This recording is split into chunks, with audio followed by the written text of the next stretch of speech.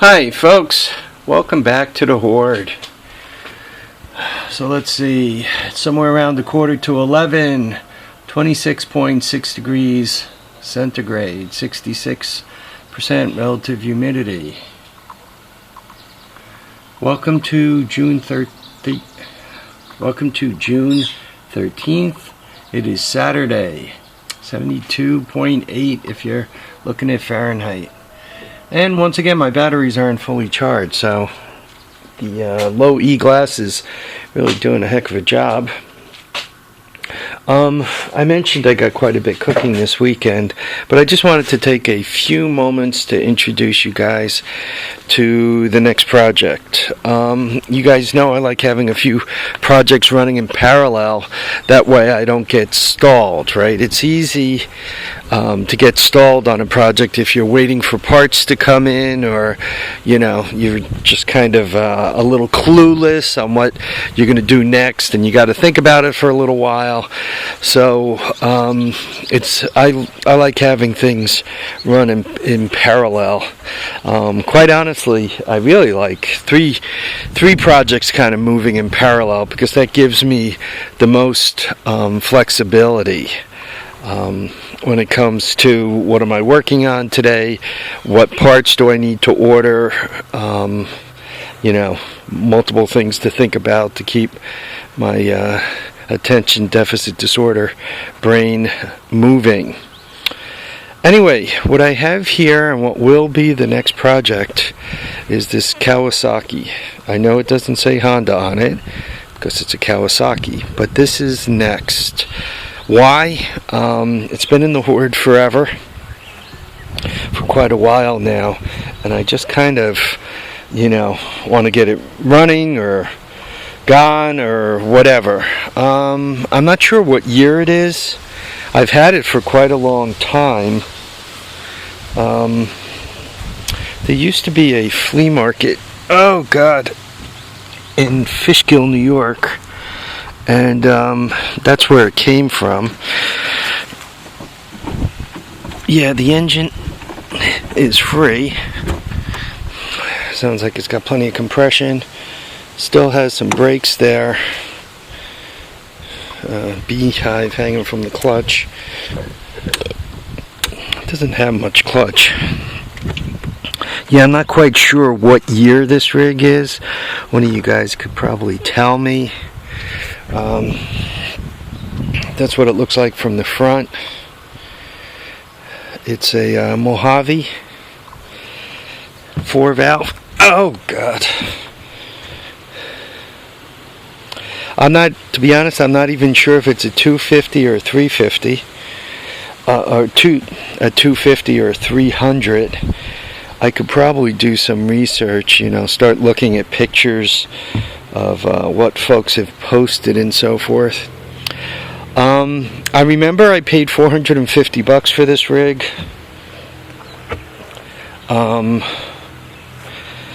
It's in nice shape. Like when you look at the leading edge here, it's pretty good.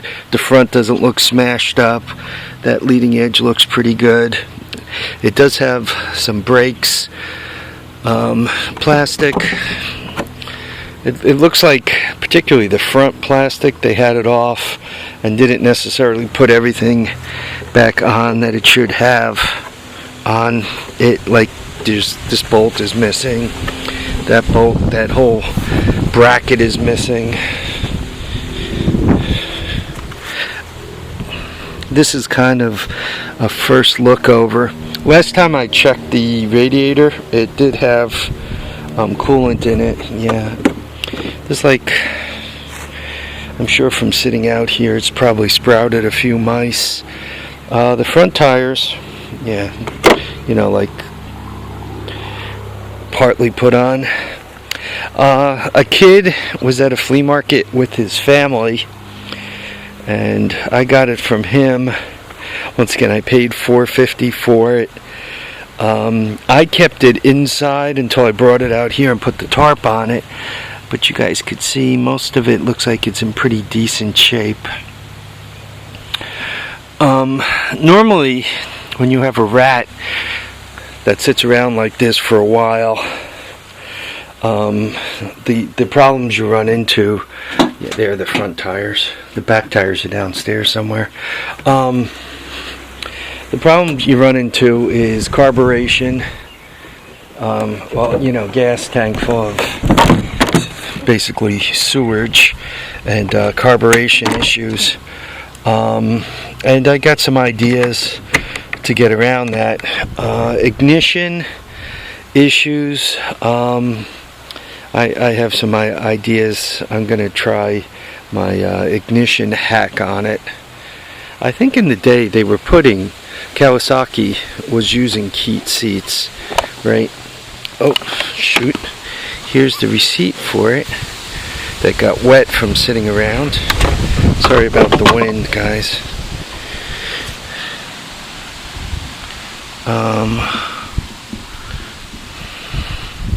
I'm gonna have to work at getting this opened. I'll bring it someplace dry. Maybe the year and so forth is sitting on this. It's not supposed to rain for the next day. Tomorrow afternoon or Monday we're supposed to get rain, so I can leave that open. Let a little air get to it. So yeah, that's what I'm going to be poking around with next. What am I going to do with it when I get it running?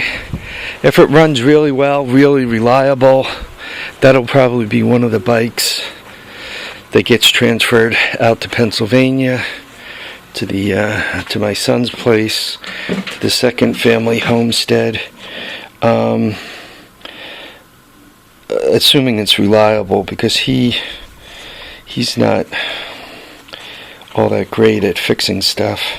As a matter of fact, he doesn't fix stuff. So, and when I go to his place, I'd rather not my job be fixing everything that's broken, and then you know, coming home and fixing everything broken here. So let's see. Okay, so this guy, Corey, sold a Kawasaki. It's a 250. So for $450 in as is running condition. So it seems that he thinks it could run. Let me put the mouse traps there to hopefully keep it from blowing away before I lose it. So anyway, that's what's next.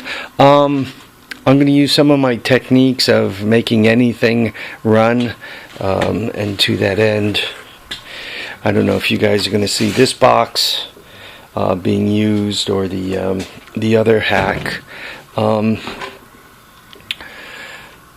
Carburetor, those things typically use the Mikuni's carburetors, and you guys know I don't particularly care for the Mikuni carburetors, so I don't know. I got to figure out a way. I don't know if I'm gonna. I got to see the condition of the carburetor, quite honestly.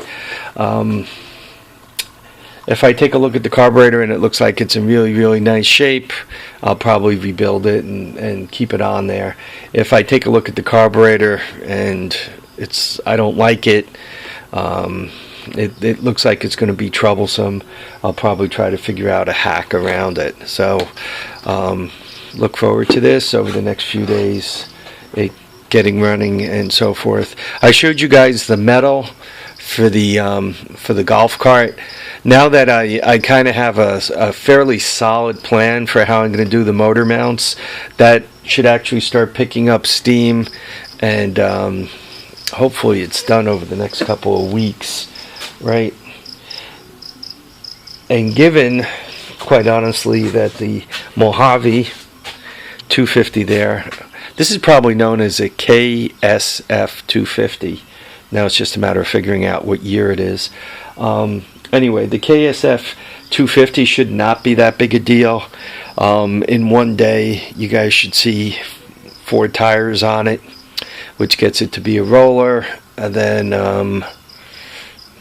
the ignition and the carburation and right? A couple of kicks, and hopefully she's running. We take her for a ride and see if the clutch is any good and everything else is any good. So quite honestly, that should be a quick project too. Only a couple of 2 or 3 videos on the golf cart. Probably only has a few videos left on it also. So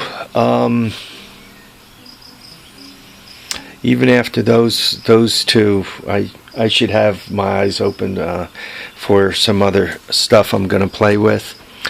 In June, as a matter of fact, next Saturday, I think I got one of my 3 major flea markets of the year. So depending on how hard I hit at that should be a good weekend. I'm also getting ripe to see my son out in Pennsylvania, so I really want to bring at least one bike out to him. I've also been considering bringing a 2-wheeler out to him. He and I picked up this, I think it's a Yamaha, the thing with the 13 on it over there. At a flea market, he and I got it together, and on the tail end, which you can't see, right, there's not enough light. Well, maybe right there, you see that 80? So it's a 2-stroke 80, and you guys could kind of see the seat somewhat sitting on it. I dug that up. I would actually like to get that puppy running and get that out to him. That way I could put a quad and that on the truck and drive them both out there. When I picked up the Kawasaki initially, I was going to do this with it. I was going to set it up with a Honda motor. That's like okay. I find that I really prefer having my bikes with reverse. I kind of find it annoying to have to get off the bike and push. I guess if one rides a bike that doesn't have reverse, one gets better at driving it so that they never have to get off the bike and push. But at this state, most of the stuff I'm running has reverse, so I'm not all that good at it. I typically run it right up against something, and then, oh, no reverse, shoot, I gotta get off and push. Given the dry weather, I wanted to get the doors open, even if only for a few minutes while I'm making this video, to let some, cool, dry air in.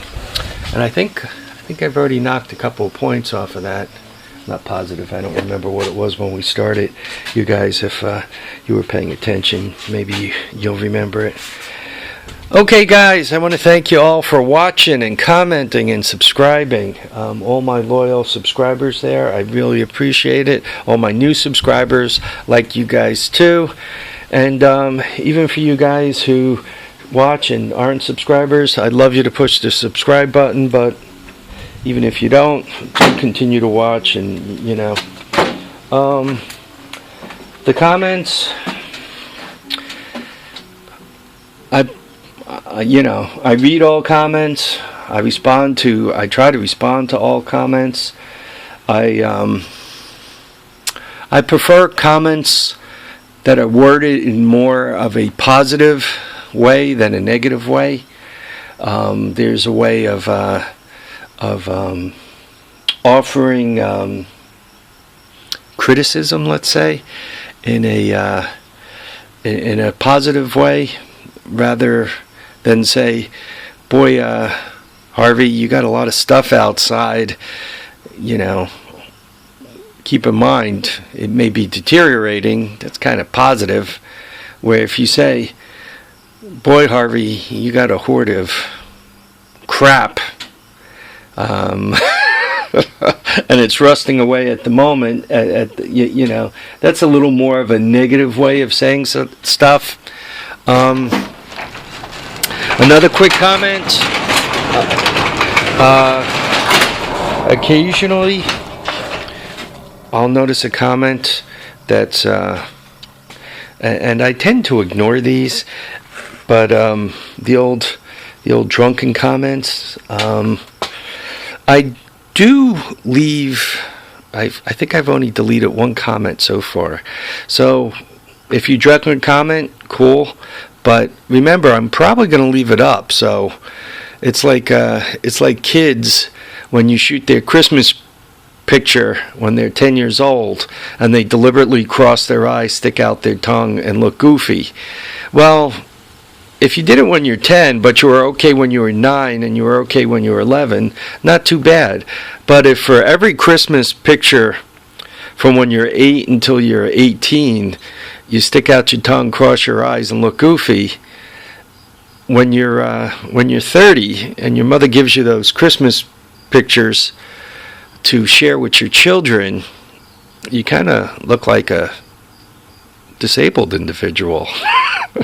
So about the comments, if you're putting comments there and I'm leaving them up, that means anybody who ever watches a video and takes a quick scan of the comments, if repeatedly you put comments on there that kind of make you look a little bit like a excuse the expression, douchebag, people will notice those comments and begin to think of you as a douchebag.